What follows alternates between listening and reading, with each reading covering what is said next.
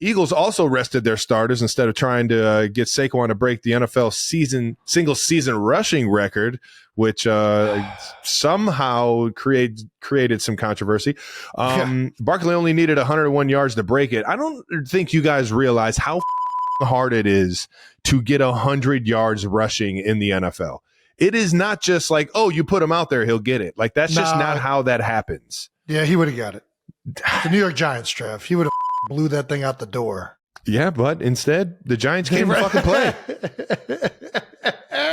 Good point. I think he definitely gets it if he plays. But you can't. I think. Look at ball. Did they release what Zay Flowers' injury is yet?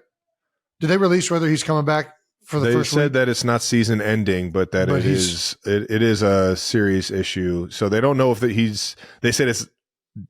I think it's a doubt that he'll play this week, but hopes that he'll play next week if they advance. I mean, listen, I think did I want Barkley to go for the record? You're goddamn right. I think it would have been awesome to watch it happen because it's a fucking rushing record. Why would I not want to watch that happen? But I think that it's the right move to not play him. It's always going to have an asterisk against. Why would it have an asterisk? Why? Because it's 17 games. He did it in less carries. He's got 40 less carries than Dickerson did. See? No, you're right. Yes, he does.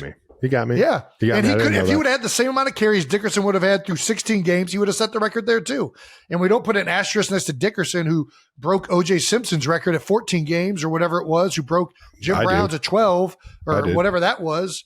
I think the rushing record's awesome. But I think it's obviously the right call. He gets hurt. You got to put the O-lineman out there. One of those guys get hurt.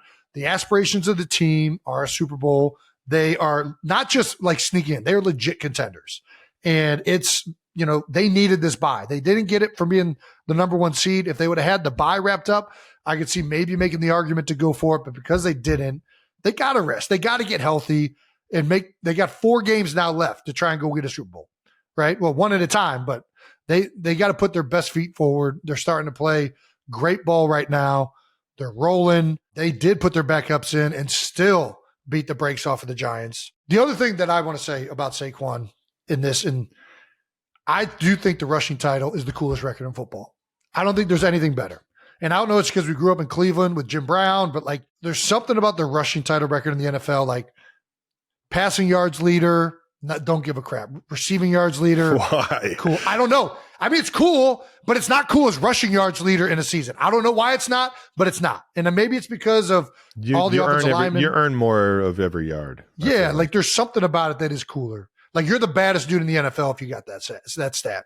And yeah, I hear you. He had a chance to set that record. He had a chance to do it in the city of Philadelphia for the Eagles.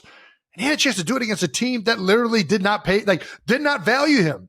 They let him walk. And against a bunch of fans that were burning his jersey just earlier that year. Like he's playing in the game before, they're burning his jersey in the parking lot. Like this could have been an all-time storyline, historic moment in the NFL.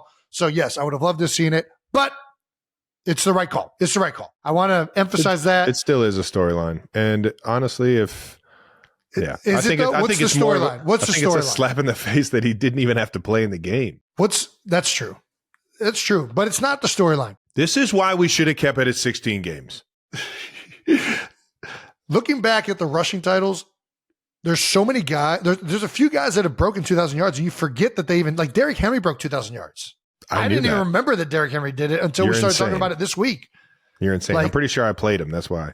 Yeah. Then freaking he almost did it again this year. I think he's the first back to ever have over like 1950 or something.